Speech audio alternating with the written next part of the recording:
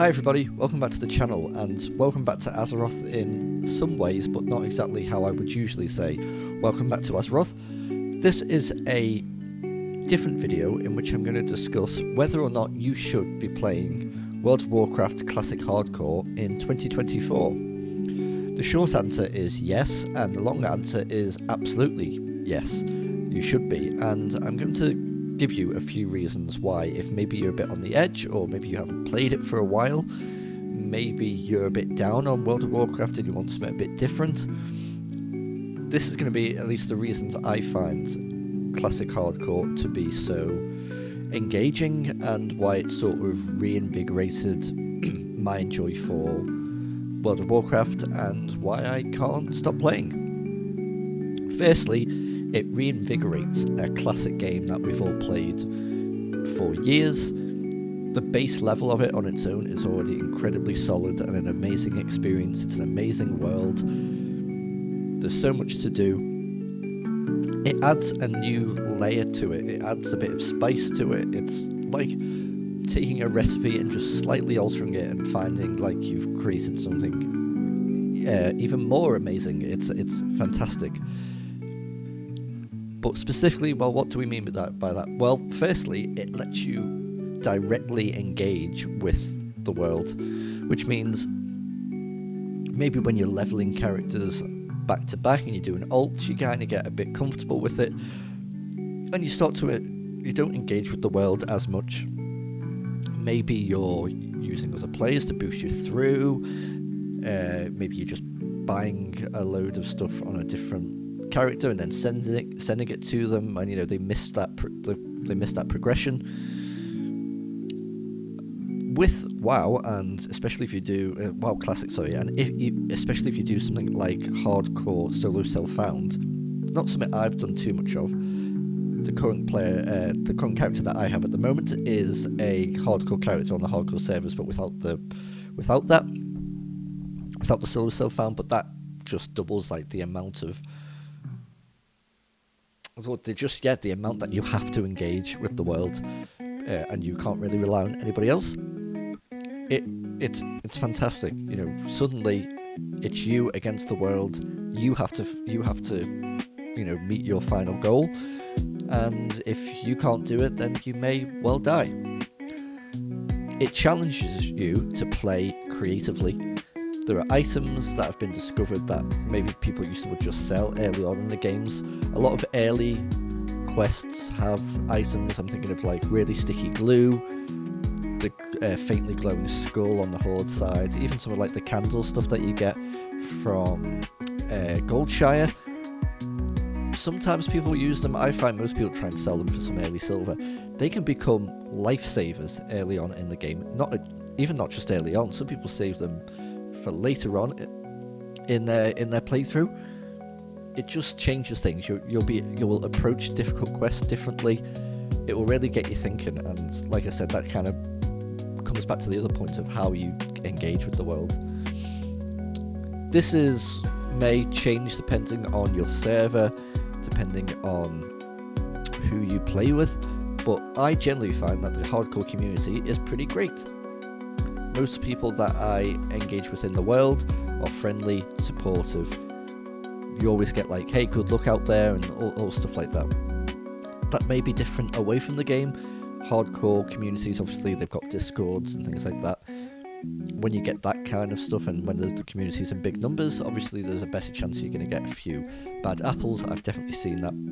Before hardcore became an official game mode, it was pretty much run through the hardcore Discord. And it was good for a long time. I was actually in that Discord very early on, and I saw it kind of grow, and then there never used to be issues, and then as it got bigger, there were issues, and yeah, but let's not focus on that much. Another point, mundane items feel big.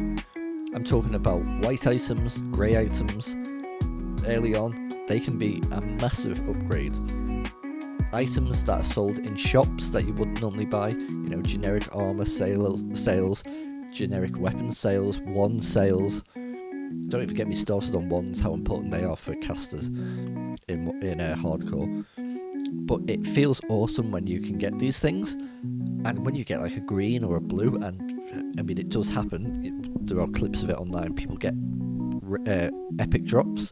It becomes, I don't know, it's like you've won the lottery. So you always feel that progression.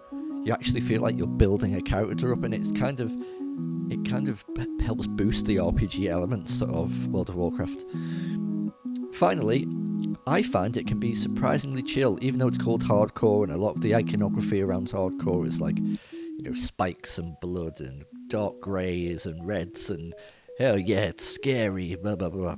It is a bit scary, and it can be very scary, but I find it quite chill because I find you're thinking about the game in such a way that you kind of get into maybe even like a flow state, and you realise how you need to sort of engage with the world, how you need to tackle things. And yeah, I think because you're so focused on the world and what's in front of you, I find it quite relaxing. Obviously, then when something really bad happens, your heart rate starts going, but that's fun as well. That's like playing a FPS, and you might get into a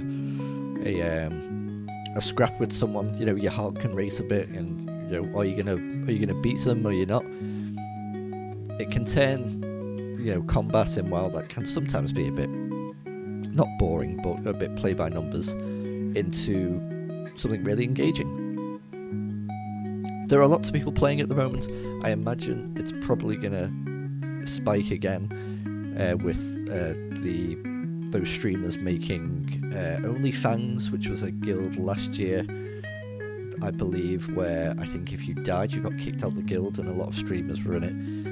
Obviously when streamers pick something up, obviously the community tends to lift as well, but even if it's people not playing directly with those original streamers, it just, people start hearing about it more, people make splinter groups and things like that, and communities tend to rise from that.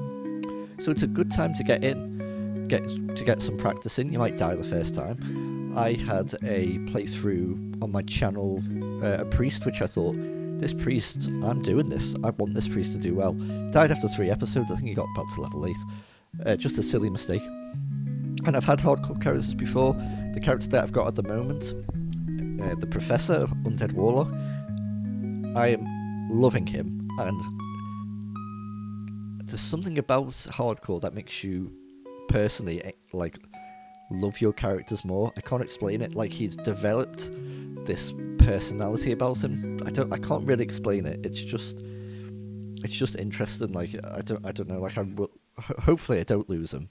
The chances are I will, but I will really miss that. It's almost like a Nuzlocke, in a Pokemon that community sort of rules, where you get more attached to the Pokemon because you gave it a name and it's hardcore rules, so if they die, they die. I feel a bit like that with the characters. It's not just this thing that you're running around the world anymore, it's almost like a real breathing character. So yes, you should play WoW Classic Hardcore in 2024 and in the future, because even when the community gets a bit smaller, there's still people on there, and yet hopefully the community is going to boom in the end of 2024, maybe with the end of Season of Discovery as well. People might come back for something a bit different. So yes, you should. If you're on EU, I could recommend Stiches EU. I'm on there on the Horde side at the moment, but may well be on Alliance by the time you read this video. If you want to come join us, let us know. I'm currently on the Professor, Hardcore Warlock, on Stiches EU, on the Horde side obviously. If you want to join us, come along. You should definitely play it though, and yes, accept that you're probably going to die a few times. You'll get further and further, you'll learn. It's almost like a roguelike. You'll learn and learn and learn, and hopefully one day you'll get a 60. I still haven't got one of them. I think the highest I got was level 20. My current one is level 18, so I'm looking to hopefully go all the way, and hopefully you will one day too. So yes, play World of Warcraft Classic Hardcore in 2024. I'm sure you'll have a lot of fun. Thank you for this short sort of rambling video. I just wanted to explain why I love it so much, and maybe if anyone is on the fence about it, that maybe this will tip you to come and at least give it a go. Bye for now.